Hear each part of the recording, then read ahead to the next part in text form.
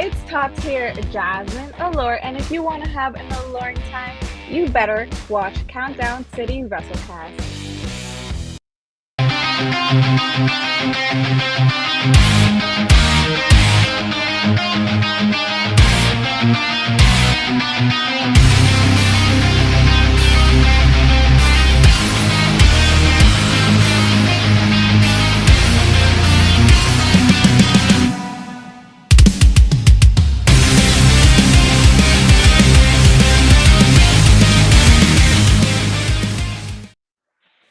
What is up, Wrestle Geeks? Big Mike here with a special edition of the Countdown City Wrestlecast, and we in fact are having our first Wrestlecast Roundtable.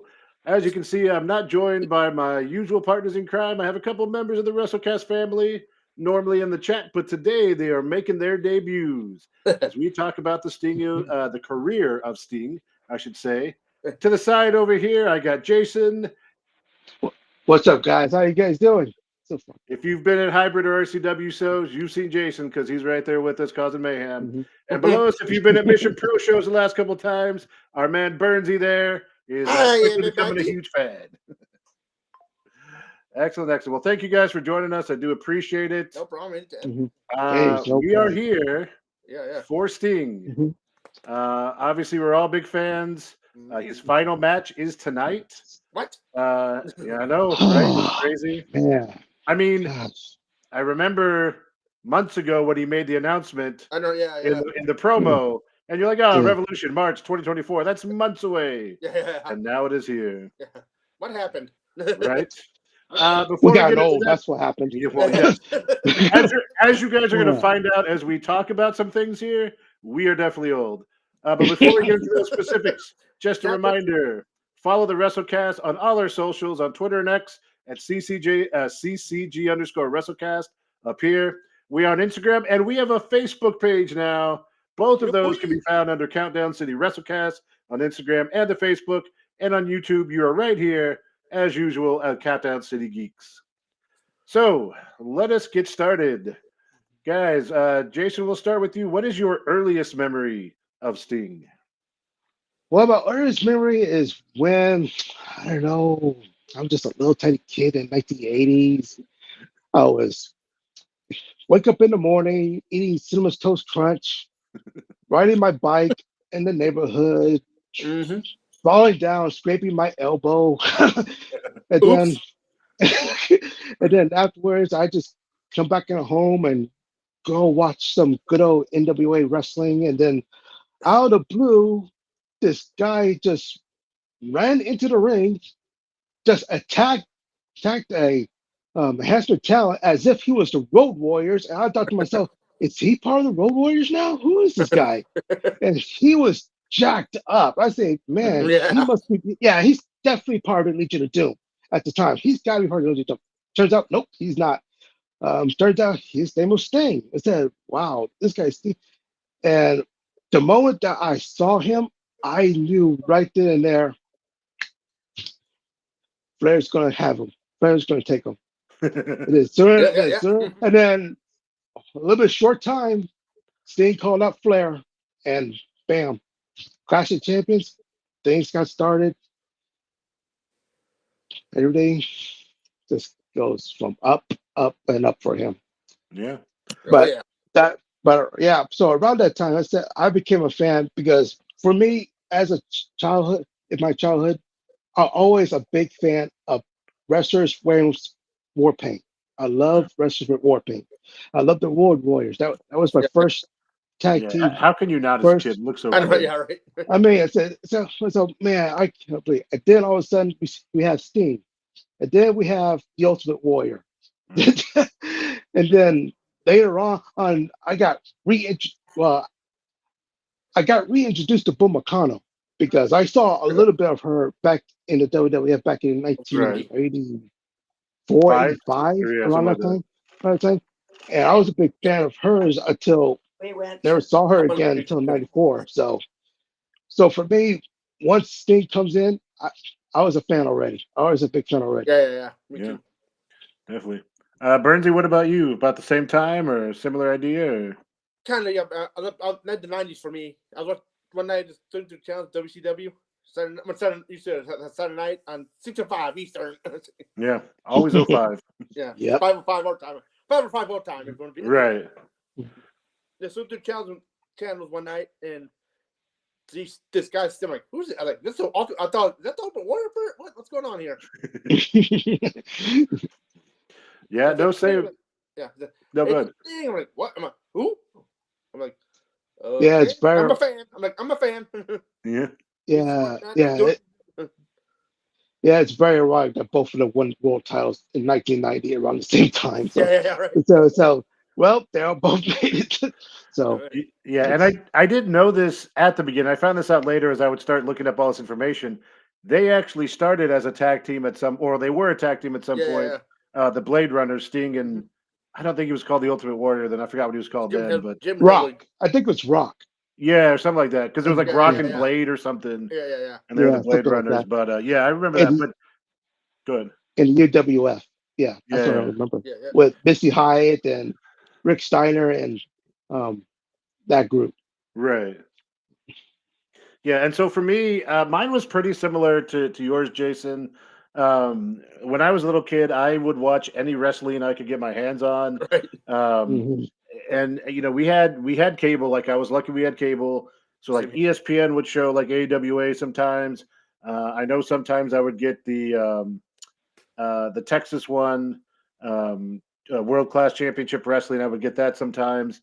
And we had Turner, TBS, and we would get that NWA and Crockett stuff. So I've been watching that stuff, but I think the time it really became noticeable to me was the match that kind of put him on, or the match that kind of put him on the map, which was that match with Flair. That first, I think it was an hour-long draw at the '89 Clash of Champions, or the first one, or whatever. Yeah.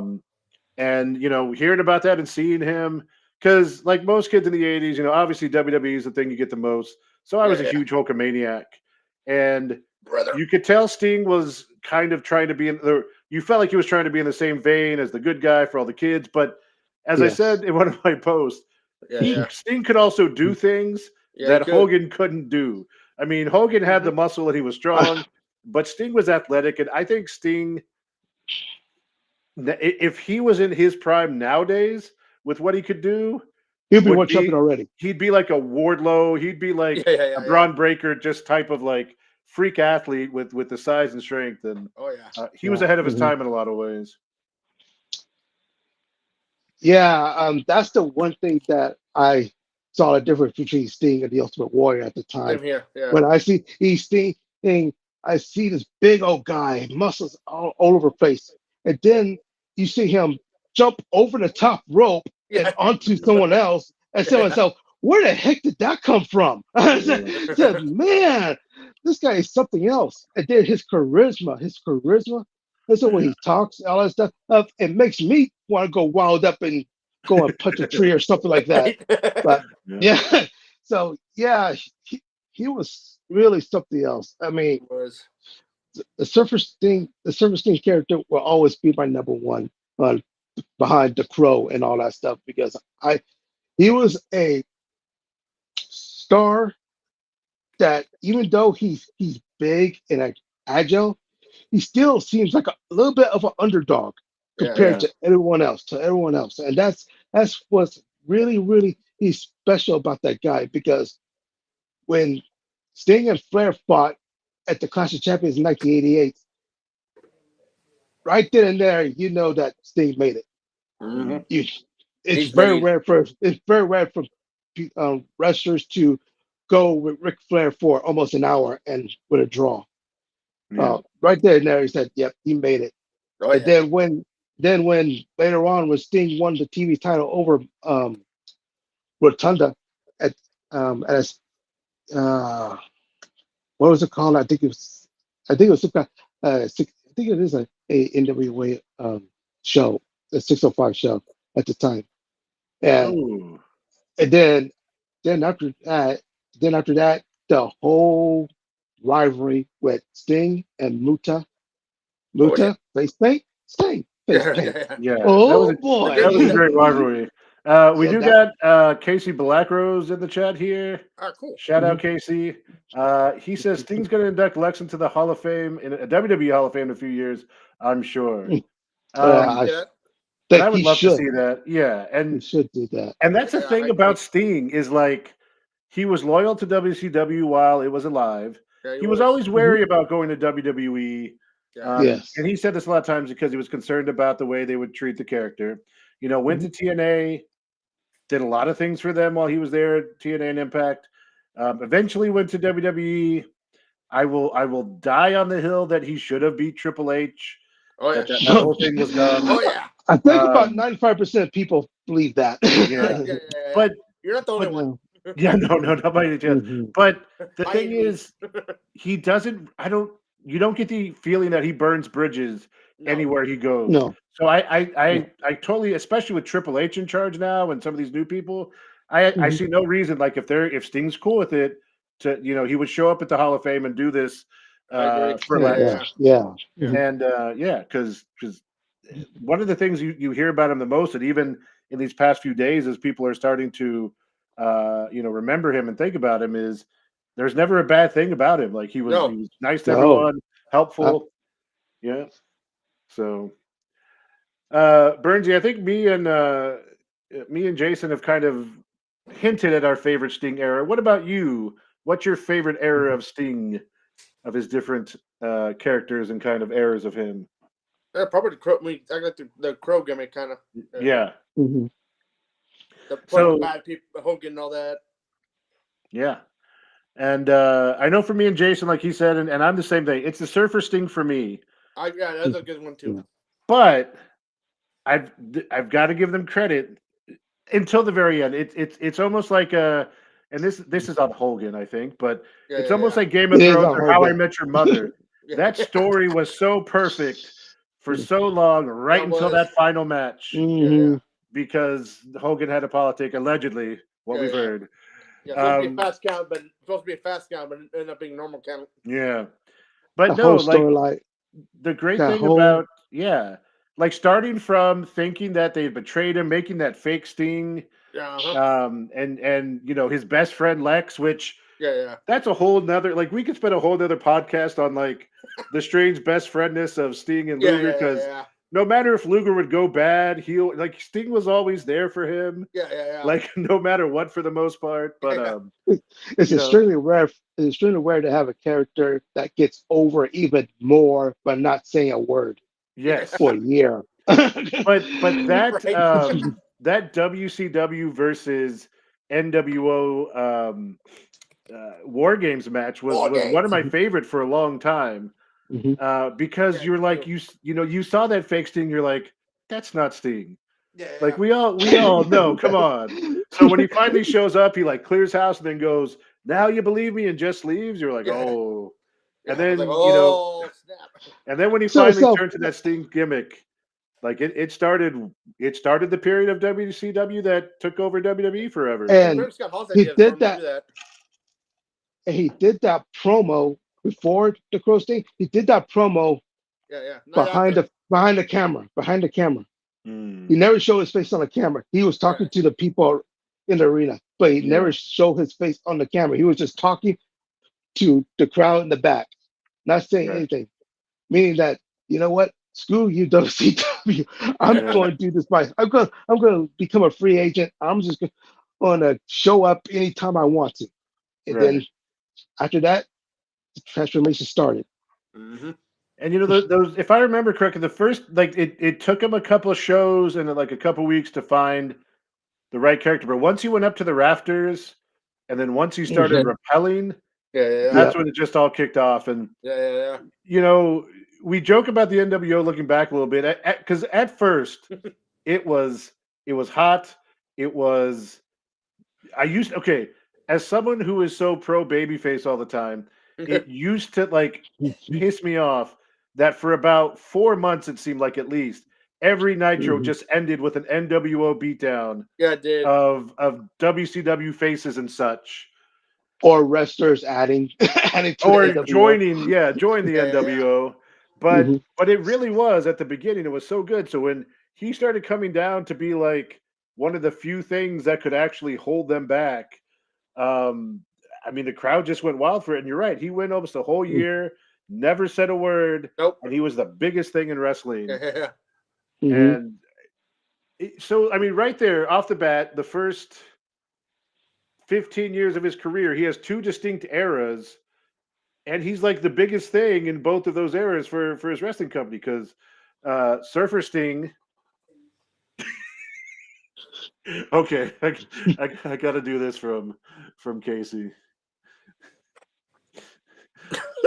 Shout out to Ready to Rumble, the WCW movie. Casey, you are always spot on with your references. Love it, man. Thanks for being in the chat. Yeah, but you know, Surfer Sting was the biggest thing in his time, and then you get Crow Sting, and then unfortunately WCW goes down, and he winds up in TNA eventually. Not right off the bat. When does he show up? I want to say 2005, 2006, or was it earlier than that? I think it's around there. I Right. gotta remember. Yeah, so because I feel like he was definitely out of wrestling for a couple years after WCW shut down because WWE was doing their invasion angle with not the stars of WCW. You know, not to be mean to those people that were there, but you know, the historically they've talked about Hogan, Hall, Nash, the biggest names they had, Goldberg, Sting, either didn't want to go or just wanted to stay home on their old contracts from Warner or whatever, and you know, not do that. So WWE was trying that little invasion angle, but Sting wasn't involved in that, and it wasn't until he showed up in TNA. Yeah, that's pretty much it. That's why that whole invasion angle, it's a big old turnoff for me. Especially when Steve Austin turned heel. After that, I don't know. It had potential, but they were. Oh, I think Burnsy was having trouble with his computer, so hopefully he'll jump back in a minute.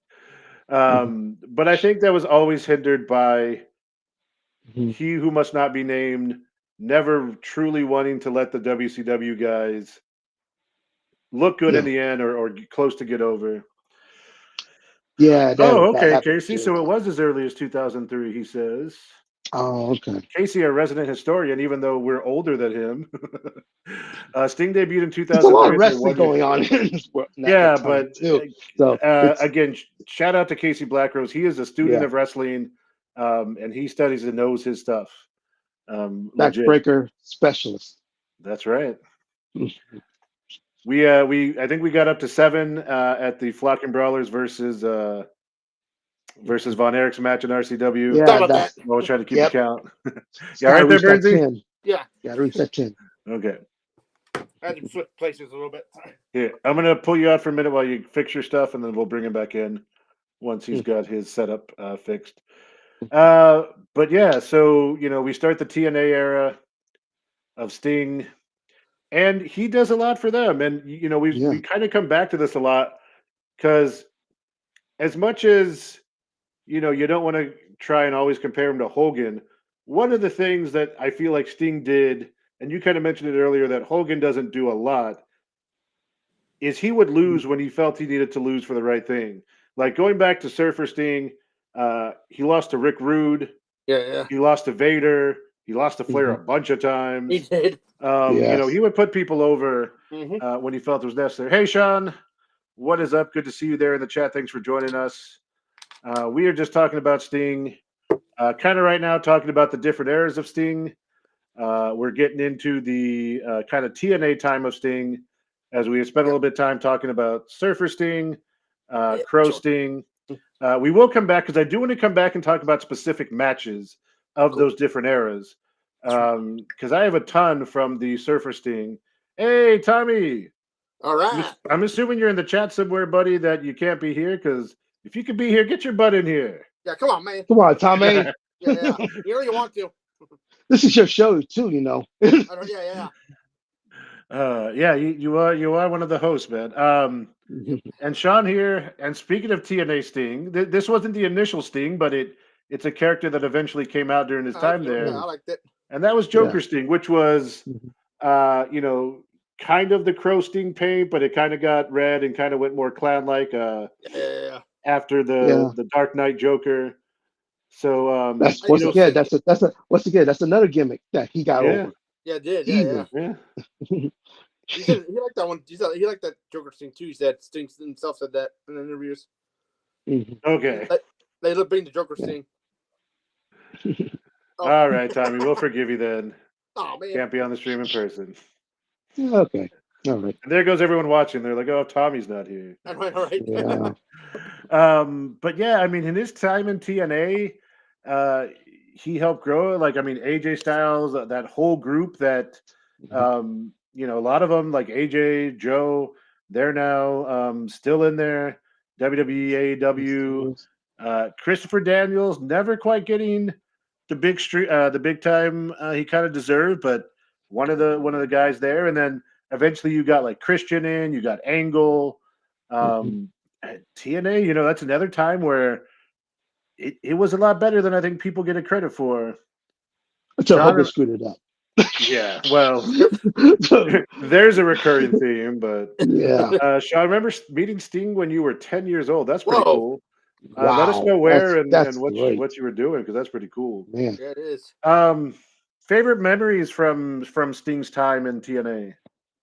What are y'all the ones? I mean, Joker Sting itself was a great part of it, but anything in particular that sticks out? Hmm.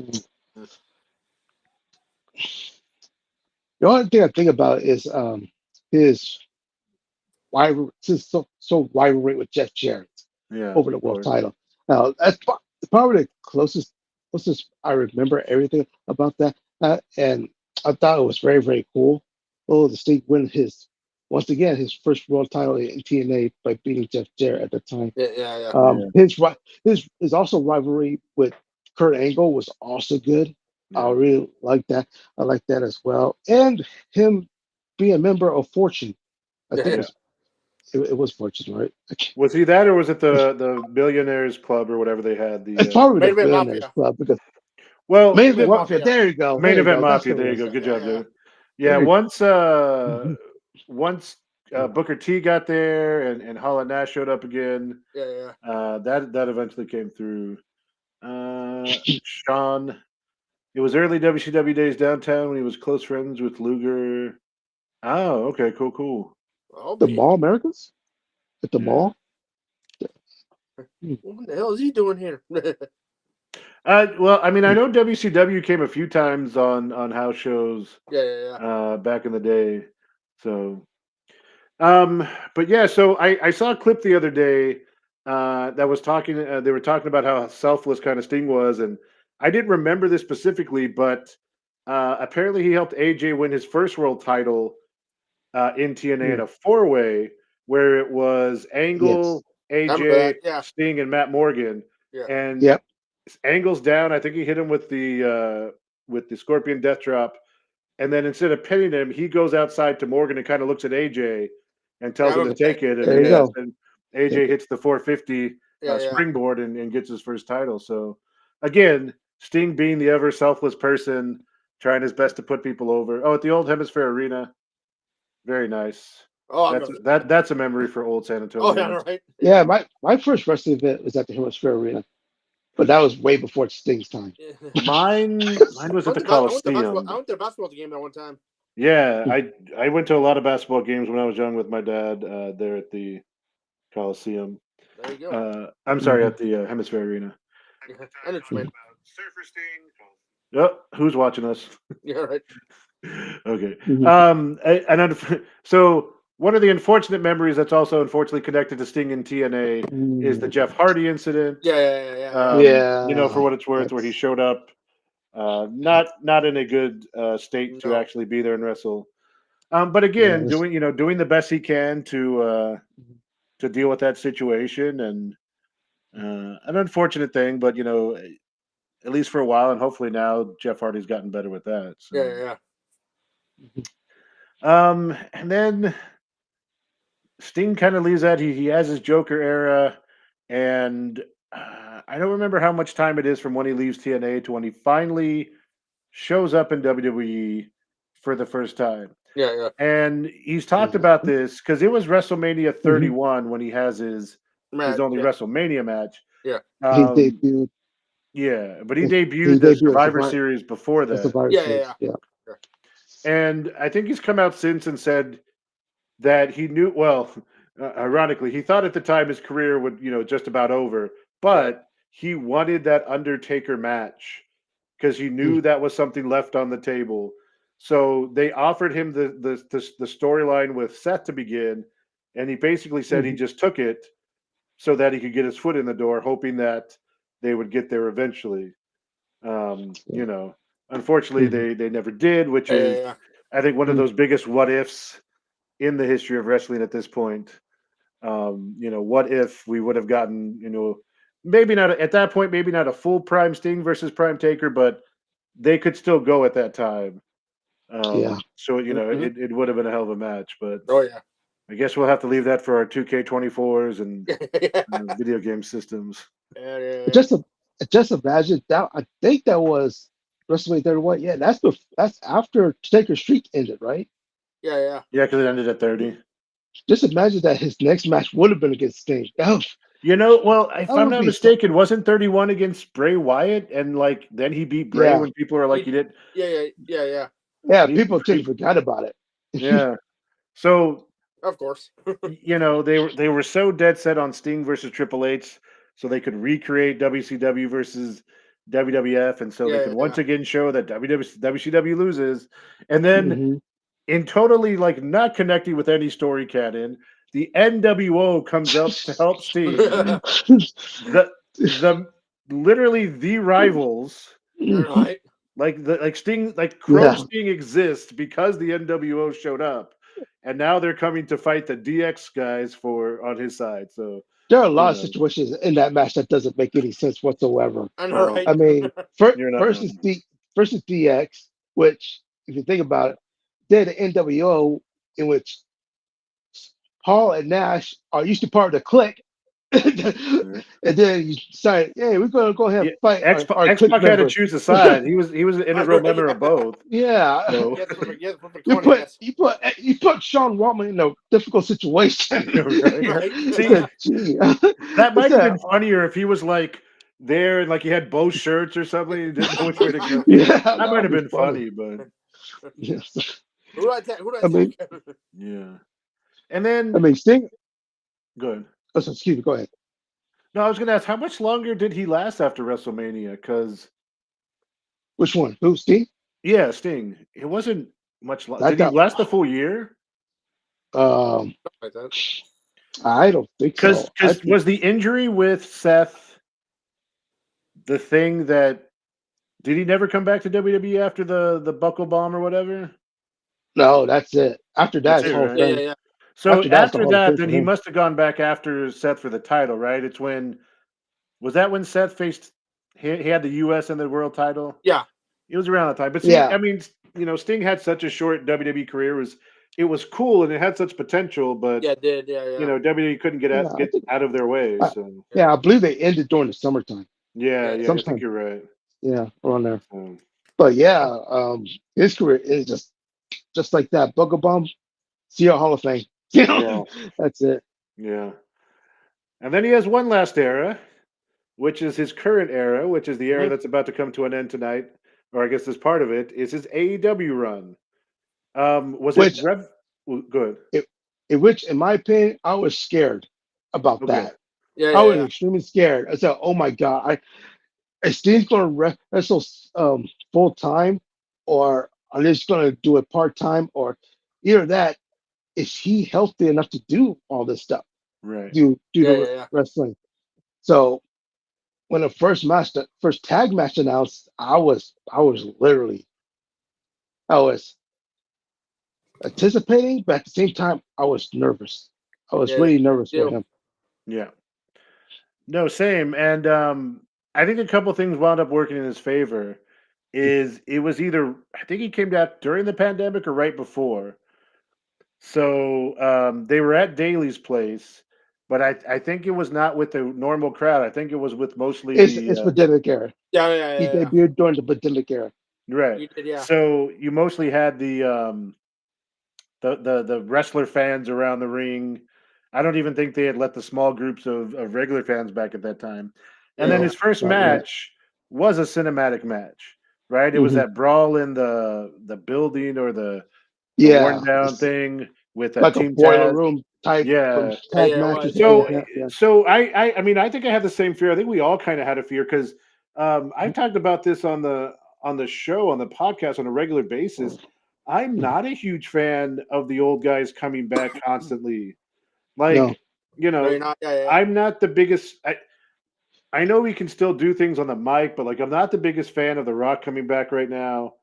You know, Especially especially when we have a 40-minute promo. Yeah. I feel yeah, myself, man, you just yeah, I saw that. I was wasted like, oh, 40 I minutes. guess the first hour of I know. SmackDown is this. I think on Twitter there was someone that said that, hey, there was an interview with Bruce Pritchard about Hogan and Savage rivalry, and their promos, they did all of it in one day for 7 minutes, and that's Yeah, it. Hyped, it's already hyped up, right then yeah, and there. And I said to myself, I don't know why you have The Rock come out and do 40 minutes. You know, The Rock doesn't need 40 minutes. No. He can have like 5 minutes or 10 minutes. You're That's right. fine. But I don't know why you have to take that long just to produce a storyline. I mean, the storyline could go way faster yeah. than, than what it should be. I agree. And it But if you costs, want to, Ew. Preach, brother, preach. yeah, but if you want to hear more of and my thoughts on that, you'll find out yeah. this Wednesday on the Wrestlecast. We're on a special time this week. I'll get to that at the end of Yeah. this, but Mhm. we are Wednesday night. Guess he's busy Thursday. Bernsey, what Poor are your Lionel. thoughts of Sting's initial time in AEW when he first got there? I liked it. It was. I liked it. Yeah, did you like the stuff with Team Taz? Did you like that initial match in the warehouse? I think it was Brian Cage and Ricky Starks. Starks. Yeah, I guess. Yeah, Yeah, Darby it was. Allin. Yeah, Oh yeah. That was the match. I think it was Starks and um, Brian Yeah. Cage versus Allen and right. Sting. Yeah. Yeah. I Yeah, did. Yeah. cool. And no, but I agree with you, and I think I will say I think AEW has used him so smartly. I agree. Yeah. He's not out every week Nope. having 20-minute matches. Yeah. No. If he does come out for a few weeks in a row, it's mostly in promos to Yeah. save someone. Sometimes he'll get beat up. Yeah. And then Hmm. just to add a wrinkle, I guess he figured like, I can't give these guys, the fans, 20 minutes. What can I give them? Jumping off tall things. Like he unlocked a How's new that come about? Like, I want to jump off this. I'm gonna jump off this ledge. yeah, he he unlocked a And, new trait like late in his career. Yeah. He was like, "Oh, I and a had some lot, extra XP. Let's open this." I know a lot of people were extremely nervous of everything that he just jumps over the top of everything, jumps over a barricade, jump over a section to another ringside. And I said to myself, dude, if you sing Surfer Sting, he does that every time. He always jumps over the top Well, okay, of you're onto not other wrong, and I people. want to get back to that in a minute. Yeah. But no, Sean puts it perfectly. They didn't cram him down our Yeah, he's throats. right. Yeah. No. They used him wisely, and I got to give him a lot of credit for Me too. that. Yep. Even down to the end here, they've been using him well. Yep. It was really cool. Like, and they confirmed this online, but it was really cool to see him rappel down one last Yeah, it time was. to save Yes. Darby Allin. They confirmed that Tony Khan and AEW talked with Martha Hart to make sure that she'd be okay with that being done I and heard that understand too. the situation. Yeah. And she was, and I can only assume that whoever they hired or whoever they had that day Yeah. were just super strict and super on top of the safety of Yeah. that. Mhm. But yeah, I mean, so that was really cool, It was, and and the drop was perfect. Yeah, it was. It was yeah, it perfect. really The was. camera showing the young bucks getting ready for Sting, and you see Sting Perfect 10. dropping down slowly in the Yeah, background. I said that's the way. If That's that how was you the do it. last one you see him dropping from the rafters, that's great. That's perfect. Yeah, it is. yeah, and I have to admit, because when it was first announced the Young Bucks, I don't hate the Young Bucks. Like I think they're super. I think they're super talented. Mhm. They've been really good at what they've done. Yeah, right. But I feel like they get repetitive. Yeah. And Yeah. there was a joke that's all that's in the internet wrestling community that the only storyline they knew how to do in AEW was who are we friends with this week, who are we not friends with Yeah. this week, Mhm. and there was a lot of truth to that. But was. this turn they've done, it's fun, Yeah, it is. and it feels like the perfect foil for Yeah, Sting it does. Mhm. at the end here. The stuff that people hate about the Young Bucks, they're showing it right now. That's Yeah, their, that's their it gimmick. makes them perfect for That's their this. gimmick. It kind of is. Oh, you want to hate us? And Okay. and they're gonna bump their arse off Right. Oh, yeah. for him. So You know what? I mean that last promo that Sting gave to everyone, and to myself, Mhm. he's gonna go full throttle. Oh yeah. Oh Definitely. Yeah. He's gonna go full throttle on his match. So for me, I cannot wait for tonight for that to happen. Either. Yeah. No, same here. Hey, MJF Scarf. Such an amazing name. Yeah, it is. I know we see you on social media too. Yep. So I mentioned this earlier. I do want to go back to some things because Surfer Sting again being my favorite time of Sting. Some of the matches he was having, some of the rivalries he had, even beyond like the ones everyone jumps to, of course, is Flair and the Horsemen because that was classic. Yeah. But one of the forgotten ones, I think it was from a Clash, was him and Cactus Jack. Oh yeah. Mhm. The things that they would do to each other, Jesus. like you wouldn't think that people that are friends and good human beings in general would do, but the bumps they would take for each That was other, wild.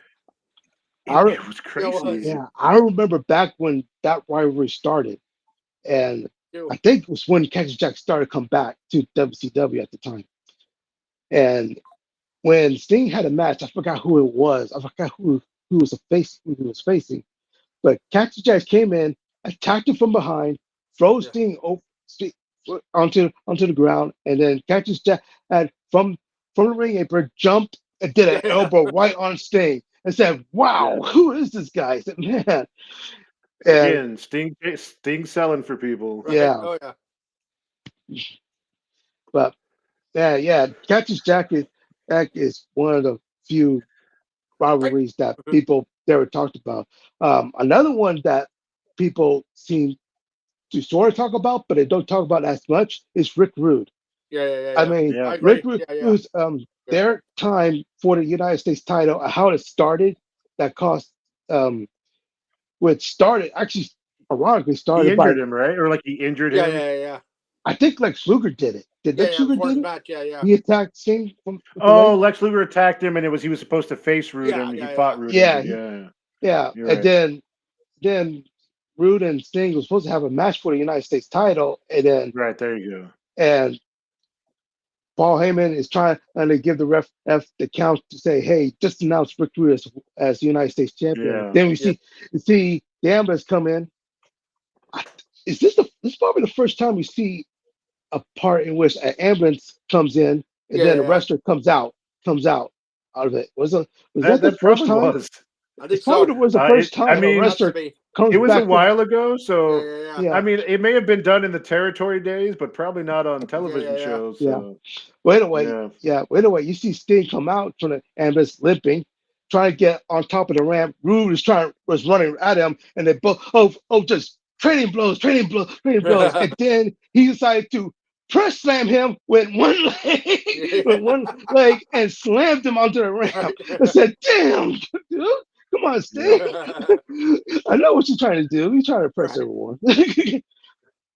But another moment from that time, and it's his rivalry with the Horsemen. Yeah. But obviously, when I was younger, pretty much never got to buy any of the pay-per-views, and there was a Halloween Havoc, so only for wrestling pay-per-views, for nothing else. Obviously, we would turn it to the pay-per-view channel, and the audio was fine, but it was a blurry screen. Right, so you can listen to what was going on, and like I said, only for wrestling pay-per-views, nothing else. Yeah, it's true.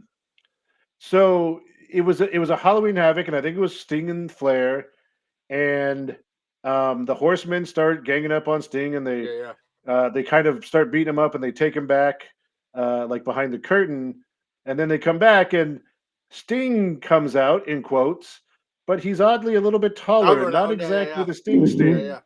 And I'm listening to this, and it's this whole storyline where Barry Windham's in Sting paint. Yeah. He comes out to get pinned, except Sting apparently escapes from being tied up. Yeah. And so he comes out. So for years, I've heard about this.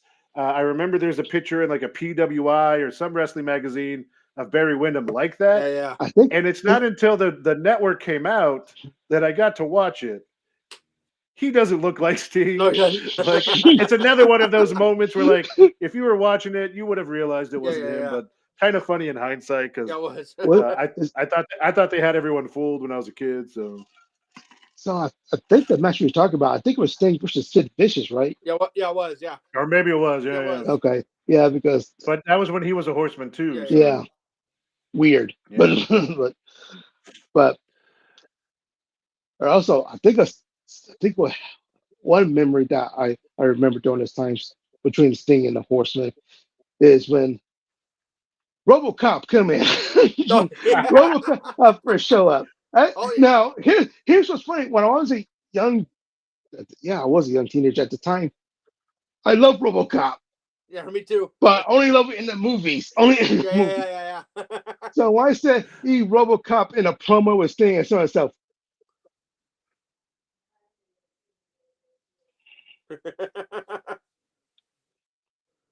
what is going on here? What? I mean, we have RoboCop side by side with Sting. I know Sting is injured, so how can this work? How are they going to work? This is not going to end well. No. And sure enough, it didn't end well. It did, even though I mean, he rescued Sting and he helped them. I don't know what you mean it did Come that on, well. man. oh, come on, You know, slow RoboCop. Right. I know you're a little bit older than me, Jason, but RoboCop has to be the top of the list of 80s movies Oh yeah, that we had no right to watch Yeah. as young as we but we were. end up watching it as kids. But like the over the top grotesque like Yeah, blood and stuff from all Mhm. the machine gunning and the just ridiculous amount of use of the F word. Yeah, right. Like I should not have watched that when I was a I know. kid. Yeah, me too. RoboCop was the first movie first rated R movie of gore and blood that I never had no nightmares from Really? at all. Any blood, nightmare, or horror movies, I always have nightmares. RoboCop didn't. and I absolutely love that film. I really love that film. RoboCop 2, not Yeah. really, but the first RoboCop, it was my favorite, one of my favorite Yeah, the movies. first one. Yeah. Yes, I was a big fan of robot cartoons and robot Right. this, robot that. So seeing There you go. RoboCop, yep, that's my favorite movie. And that was probably the most successful tie-in. They had Chucky and WCW one time, and then Yeah, they've had them from the TV series a few times. they did. That whole Chucky WC thing went so well that Chucky started to go with WWE. Yeah. Hey, Shotzi got to be on the TV show, and she got murdered by him in one of the was episodes. Liv I think that was So, Liv Morgan. Shout out Liv to her. Morgan. Well, oh, you're right, Yes, Liv Morgan. Liv Liv Morgan. Morgan. Yeah. I think Shotzi's just a big fan of all the horror Yeah. stuff. But Yes. So, but yeah, that was some good stuff. And then, Jason, I know we've talked about this, but his New Japan time, well, his rivalry with Muda, like you said, Mhm. but then his teaming with Muda against the Steiners, Yeah. Yes. That one of the was- best things I've ever seen. Wow. That was yeah. a great tag team match. I said, That man, was. I see it a couple of times and said, man, this never gets old at all. I remember as a kid when I saw it on a magazine, like I didn't believe it because I was like, "What do you mean Sting and Muda are a tag team? Yeah. Like Sting and Muda, they're rivals. Like they're on site. Well, now we would say they're on site. Like they're deadly rivals. Mhm. How could they ever team up? But and the Steiners, it sucks what happened with Rick the last couple of Yeah, years. I know. You Yeah. kind of, you kind of don't want to mention him, but they were legitimately my favorite tag team because they were so ahead of their time. Like the Road Warriors were pretty awesome. The Rockers they're were almost fucking electric, they're almost second but the match. Steiners were the mix of that. Yeah, They they had the were. power. And they got the They agility. had agility.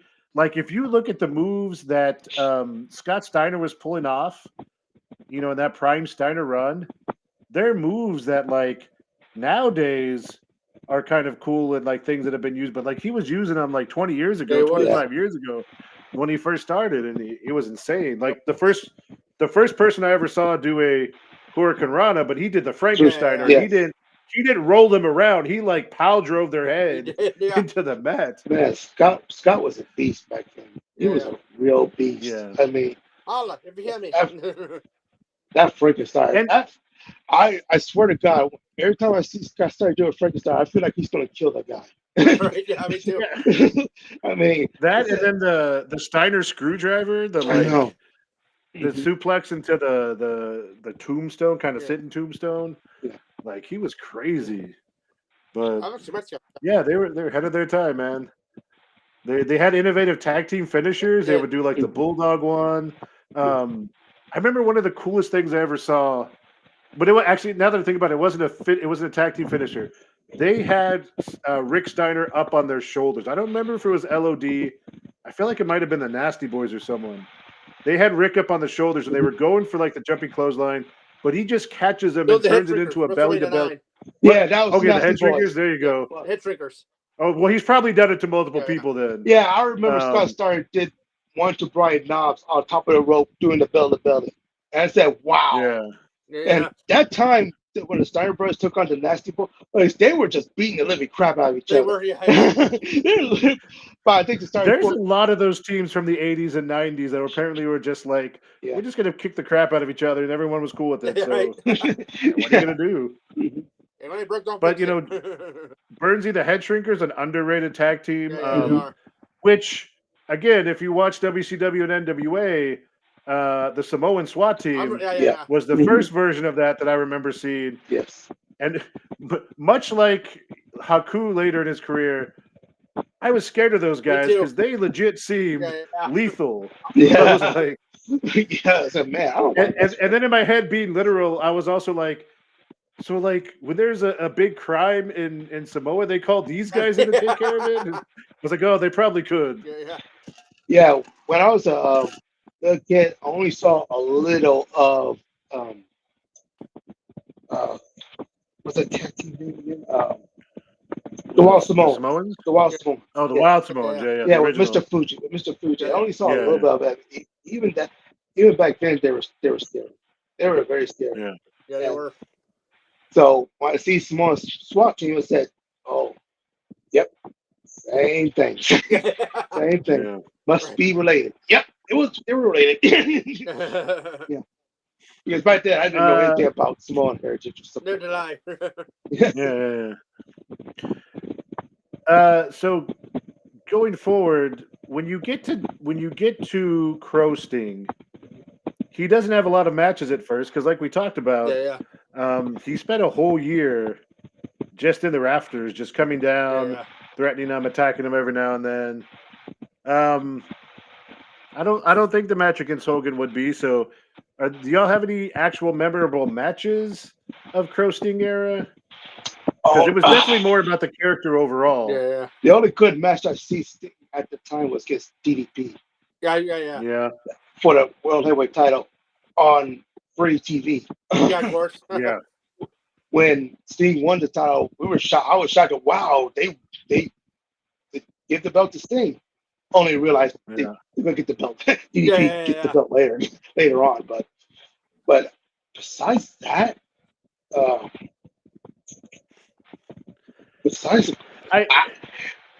in that kind of situation, when I look at Sting at the time, it's more of the character rather than the wrestling. Yeah. I That's agree. pretty much what it is.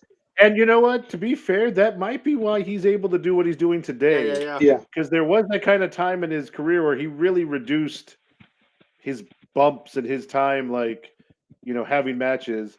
One thing I don't think we talk about enough though during that Crow Sting era is the Wolfpack Sting era, where he goes and dons the red version of the Crow. I hate it. I hate it. I hate it. He looks like a tomato. I'm sorry. I just don't think like I love it. I think I love it because of the over the topness of Me it. too. Like, first of all, for what it's worth, I didn't hate it. the Wolfpack theme is a banger. It is. Yeah, that's probably the only good thing. One of the best themes ever. The group itself never. I mean, it was there for a while. Hogan would never let things get too over. No. So, but it was cool. I mean, they Conan showed up in there. It was what was it? Nash, Luger, Sting, K-Dog, and Savage at one point. Scott Hall. Maybe at times, like they kind of had a few different members, but it didn't last long. But I do remember it was just like the awesome theme song. They pretty much they kept using the Too Sweet at the time. Back is mass destruction. Well, Casey, he's done wrestling, so if he can catch a flight, he wants to show up in San Antonio Monday night. Hey, I don't know. I don't know if you're going to be there, if you're going to be, doing some work in the back for them. If I happen to see a back-breaking security guard or, we'll know. I mean, I have no... hope we don't get taken off the air for that. No, I'm just kidding. We don't make any money off this, so it doesn't matter. But, I mean, it did last long, but I don't know. It was kind of fun. It was.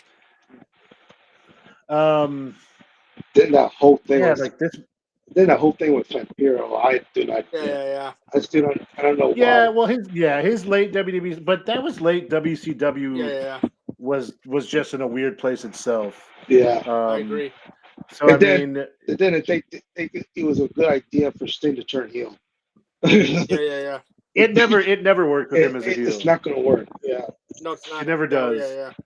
The only good thing about it, the only good thing about that heel turn is his being for what's his name again? He changed it to wrestler? Sting's new theme during that time. Are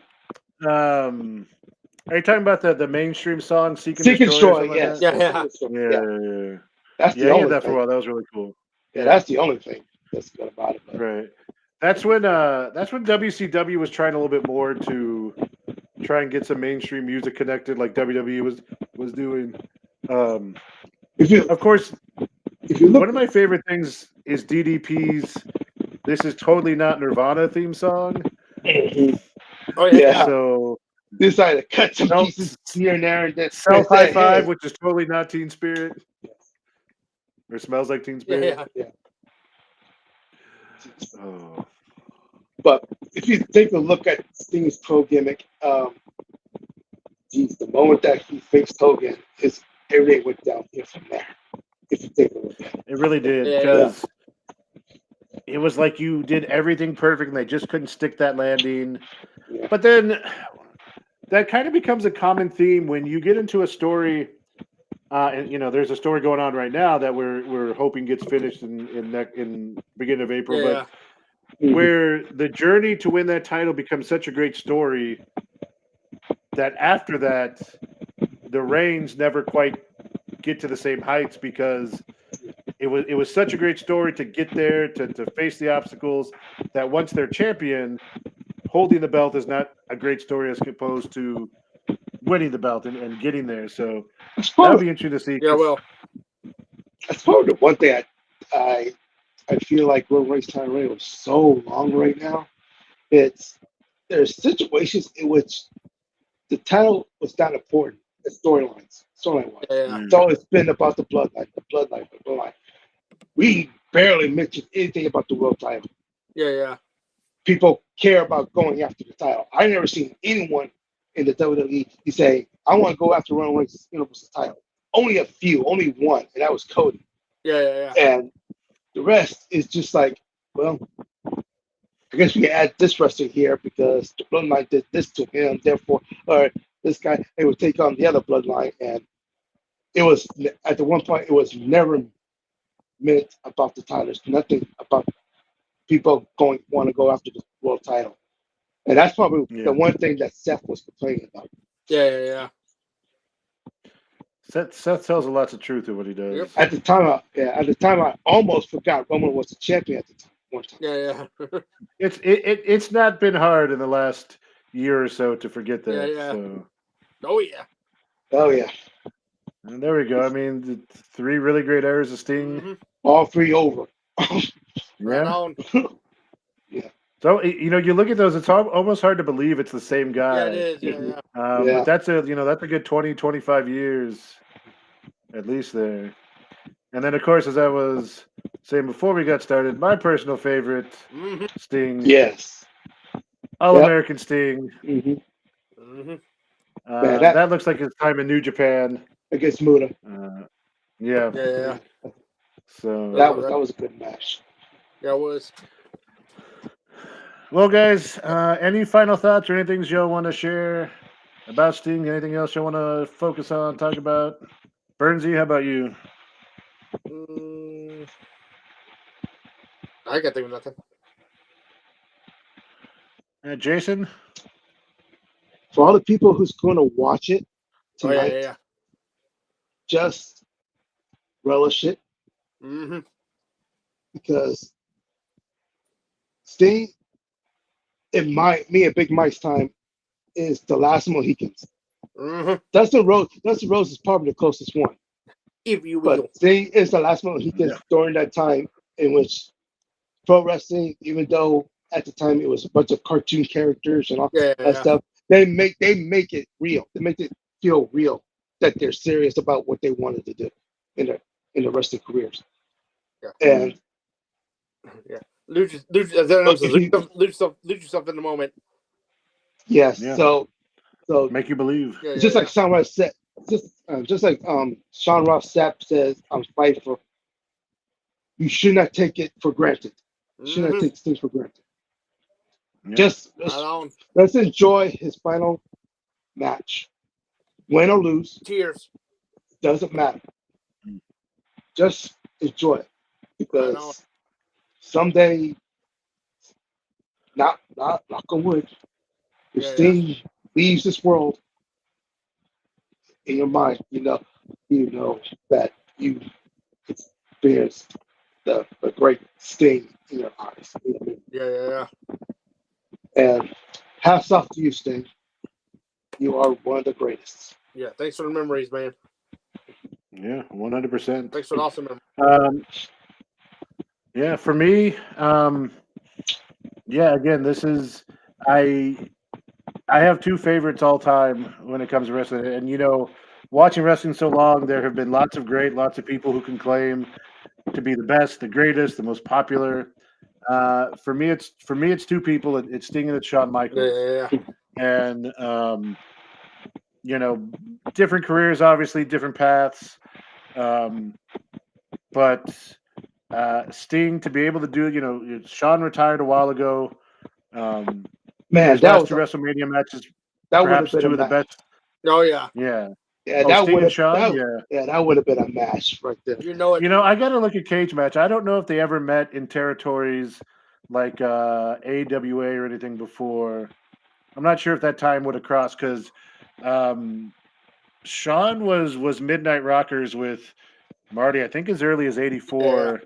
Yeah. 83. But I don't know if those time periods ever. He was a baby. Yeah. But I don't know if him and the tag team with Warrior ever fought each other. I don't think I don't think so. I don't think so either. Yeah, they may not have. But for me, Sting, he was always my favorite. Like I could talk for another few hours about Surfer Sting. Like I've forgotten some things, but kind of going back, like talking about the Sting with the Cactus Jack. I think one of my favorite memories from that was there was a storyline where Cactus came out in a box. They didn't know what was in the box. They said it was a present. Oh yeah. And I think that's when Cactus popped out and attacked him. Yeah. And then later in the same show, Cactus came out and they brought a box and he was like, "Oh, I'm pretty sure that's my buddy Abdullah the Butcher. He was backup. He was insurance. but I'm just going to go give Big Abdullah a hug because we don't need him because we took care of Sting. And then Sting popped out and attacks Cactus Jack. Yeah. So there was stuff like that, and but Sting has kind of been this weird constant through the majority of time in wrestling. Like I know he was gone for little bits, after WCW closed, after he closed, after he left TNA, but he always popped back up, and he was just always doing good things for the wrestling business, and there's no one I've seen who has anything bad to say about him, negative to say about him, for coming up in an era that is so full of bad things that we've heard about now, whether it be abuse of substances, unfortunately abuse of people. Never hear anything about that with Sting, and I knock on wood that stays true and nothing ever has, and it seems like it is, because he seems like the nicest guy. Even leading to this final match with the Bucks, reading things online that Darby, Tony, and the Bucks had to convince him to win the AEW titles. He didn't think he had any reason to be winning the titles, so they could set up the final thing. And I chose on the Wrestlecast on Thursday I chose the Bucks to win because in my head, I believe Sting won't allow himself to go out on top because he is from that generation. Now, could they all convince him that he deserves to go out on top? Maybe. And I wouldn't be mad if he does. Like, I'm not going to be mad if Sting wins because it's Sting.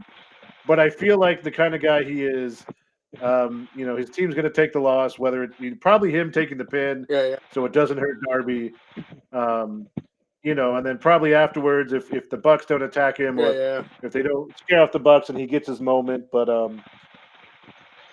like he seems like he's one of the best guys.